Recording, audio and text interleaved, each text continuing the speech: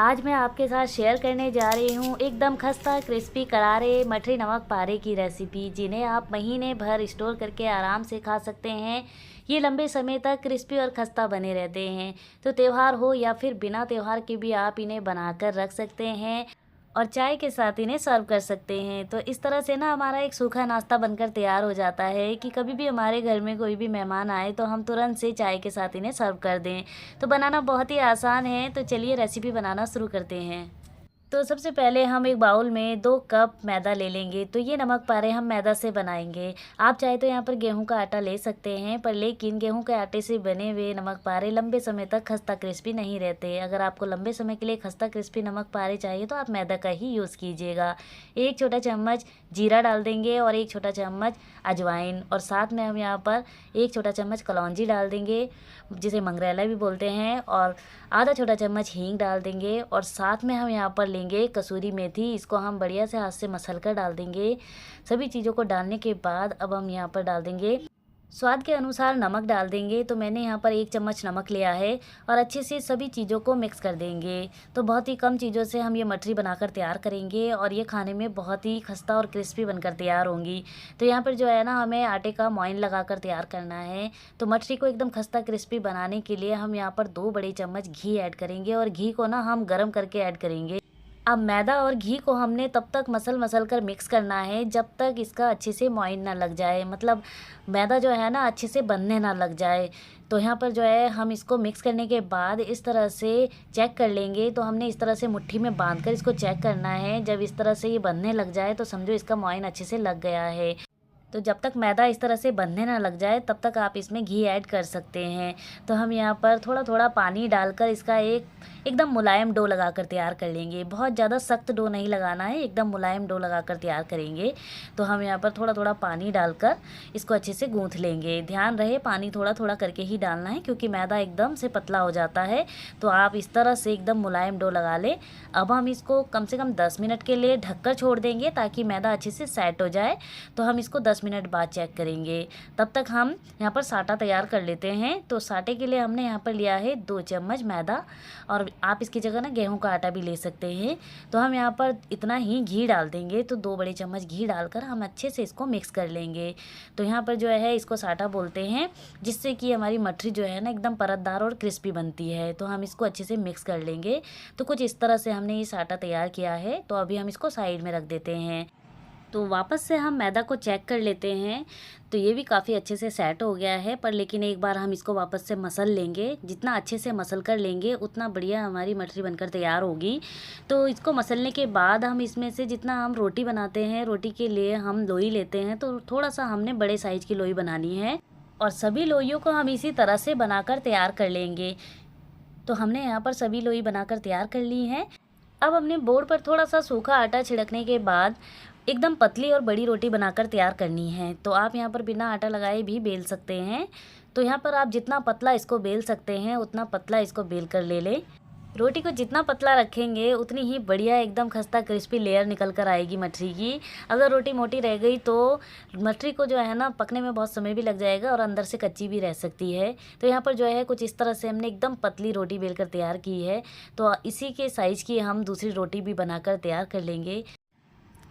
तो हमने यहाँ पर दूसरी रोटी भी बनाकर तैयार कर ली है। तो जो हमने साटा बना के रखा था, ये हम थोड़ा थोड़ा करके पूरी रोटी पर लगा देंगे। तो हाथ से लगाएंगे तो काफ़ी अच्छे से लग जाएगा। आप चाहे तो इसे चम्मच से भी लगा सकते हैं। तो मैं इसको हाथ से खूब बढ़िया से फैला दूँगी। और अब हम इस पर सूखा आटा या मैदा इस तरह से छिड़क देंगे। तो पूरी रोटी पे हमने इस तरह से छिड़कना है और उसके बाद हम दूसरी रोटी जो हमने बना के रखी है वो इसके ऊपर से हम इस तरह से सेट कर देंगे। तो अगर रोटी बड़ी छोटी हो रही हो तो आप इसको खींचकर एडजस्ट कर सकते हैं। तो हम इसको इस तरह से खींचकर बढ़िया से हम इसको इसके ऊपर से इस तरह से चिपका देंगे। अच्छे से चिपकाने के बाद हमने बेलन से इसको अच्छे से बेल लेना है। वापस से रोटी को हम हल्के हाथों से अच्छे से बेल लेंगे ताकि जो रोटी है ना आपस में दोनों चिपक जाएं, खुले ना। तो यहाँ पर जो है हम थोड़ा सा इसका साइज़ बड़ा भी कर देंगे। तो रोटी को हमने अच्छे से बेल लिया है। तो अब क्या करना है, हमने एक चाकू लेना है और चाकू से हमने रोटी के चारों कॉर्नर को इस तरह से कट कर लेना है। तो हमने इसको चौकोर शेप में कर देना है। तो जो ये एक्स्ट्रा आटा निकला है ना, तो इसको हम साइड में रख देंगे। इसकी हम बाद में मठरी बना लेंगे। तो हमने यहाँ पर कुछ इस तरह से इसको चौकोर शेप में कट कर लिया है। तो ये जो एक्स्ट्रा आटा है इसको हम हटा देते हैं।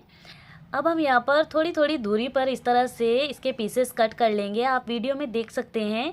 तो हमने यहाँ पर इसके छोटे छोटे पीसेस कट करने हैं। वैसे तो आप अपने हिसाब से जैसे आपको ठीक लगे वैसे आप शेप की मठरी बना सकते हैं, पर लेकिन मैं आपको बहुत ही आसान तरीका बता रही हूँ, जिससे कि आपका समय भी बचेगा और बनाने में भी बहुत आसान है और एकदम लेयर वाली मठरी बनकर तैयार होगी। तो यहाँ पर हम एक पीस उठाएंगे और इसको दोनों कॉर्नर से हम ऐसे पकड़ेंगे और चिपका देंगे और फिर हम इसको वापस से पलटेंगे और दूसरी साइड से भी हम इसको इस तरह से दोनों कोनों को चिपका देंगे। तो आप वीडियो में देख सकते हैं मैंने किस तरह से बनाया है। तो मैं आपको दोबारा से बना के दिखा देती हूँ। तो हम वापस से दूसरा पीस उठाएंगे और इस तरह से हमने इसको दोनों कॉर्नर को पकड़ना है और इस तरह से चिपकाना है और बहुत अच्छे से चिपकाना है ताकि ये तेल में जाके खुले ना। और हम दोबारा से इसको पलटेंगे और दूसरी साइड से चिपका देंगे। तो है ना बनाना कितना आसान। तो इस तरह से आप एकदम अलग शेप की मठरी बनाकर तैयार कर सकते हैं। तो सभी मठरियों को हम इसी तरह से बना लेंगे। तो मैंने यहाँ पर सभी मठरी नमक पारों को बनाकर कर लिया है तैयार। तो चलते हैं इनको फ्राई कर लेते हैं। तो फ्राई करने के लिए हमने तेल को पहले से ही अच्छे से गर्म कर लिया था। अब तेल इस समय हमारा मीडियम गर्म पर है। ध्यान रहे तेल हल्का गर्म होना चाहिए और एक एक करके हम सभी नमक पारों को इसमें डाल देंगे। तो जितने एक बार में आ पाएंगे उतने ही हम फ्राई करेंगे। तो इन्हें फ्राई करते समय एक चीज़ का ध्यान रखना है कि शुरुआत में तो इनको बिल्कुल भी टच नहीं करना है। कम से कम 1 से 2 मिनट हमें इनको इसी तरह से लो फ्लेम पर फ्राई होने देंगे और धीरे धीरे ये तेल के ऊपर इस तरह से तैरने लग जाएंगे, ऊपर अपने आप से आ जाएंगे। तब हमने इनको बढ़िया से अलट पलट करके चारों ओर से इनका बढ़िया कलर आने तक, क्रिस्पी होने तक इनको फ्राई करना है। ध्यान रहे हम इनको लो फ्लेम पर ही फ्राई करेंगे। इनको फ्राई करने में हमें बिल्कुल भी जल्दबाजी नहीं करनी है। जितने अच्छे से लो फ्लेम में ये फ्राई होंगे ना, बढ़िया से ये अंदर तक क्रिस्पी बनकर तैयार होंगे। और लो फ्लेम पर हमने इनको तब तक फ्राई करना है जब तक इनका हल्का सा कलर चेंज ना होने लग जाए।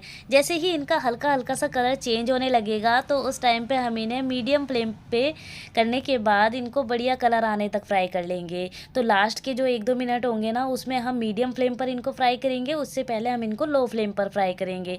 तो ये बढ़िया से क्रिस्पी और खस्ता बनकर तैयार होंगे। तो इस चीज़ का आप ध्यान देंगे ना तो आप इन्हें लंबे समय तक के लिए स्टोर कर सकेंगे। तो इस तरह से हमने यहाँ पर इनको फ्राई कर लिया है और आप इनका कलर देख सकते हैं। इतना बढ़िया कलर आने तक हमने इनको फ्राई करना है और इसी तरह से हम दूसरा बैच भी फ्राई करके ले लेंगे। तो हमने यहाँ पर सभी नाश्ते को बनाकर तैयार कर लिया है और आप देख सकते हैं कितनी बढ़िया लेयर वाले मठरी नमक पारे बनकर तैयार हुए हैं। तो रेसिपी को ट्राई ज़रूर से कीजिएगा और रेसिपी पसंद आई हो तो शेयर करना बिल्कुल भी ना भूलिएगा। मिलती हूँ अगली एक और नई रेसिपी के साथ। तब तक के लिए टेक केयर, बाय बाय।